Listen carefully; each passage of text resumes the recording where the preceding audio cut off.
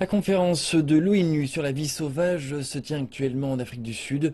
Les efforts de conservation des éléphants ont dominé les discussions et on a constaté une profonde division entre les pays africains sur ce sujet. Deux développements majeurs pour les éléphants d'Afrique aujourd'hui à la COP17. Une proposition lancée par la Namibie et les Zimbabwe qui comptent une population saine d'éléphants de rouvrir leur marché international d'ivoire a été rejetée à une large majorité lors d'un vote à bulletin secret. Mais le vote principal est venu un peu plus tard. Le Kenya et 28 autres pays africains souhaitent que les éléphants soient reclassifiés par les CITES afin qu'ils fassent partie de l'appendice 1 en voie d'extinction afin d'interdire tout commerce international de ces animaux, morts ou vifs.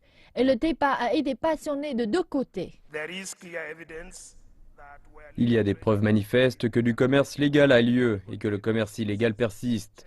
Des éléphants souffrent en grand nombre. Cette conférence devrait donc faire ce qu'il faut et mettre un terme à cette souffrance inutile d'éléphants en les classant tous dans l'appendice 1. Cela paraît illogique, incohérent avec les critères de la CITES de classifier les éléphants dans l'appendice 1.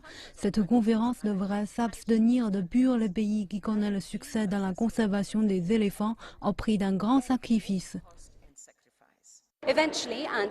Finalement, et après quelques problèmes techniques, les représentants ont voté en faveur du reclassement, mais ils ont échoué à atteindre la majorité de 2/3.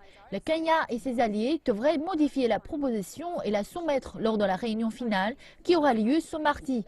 Les représentants de la CITES ont loué le niveau de consensus parmi les délégués, mais il y avait peu de traces de cela ce lundi.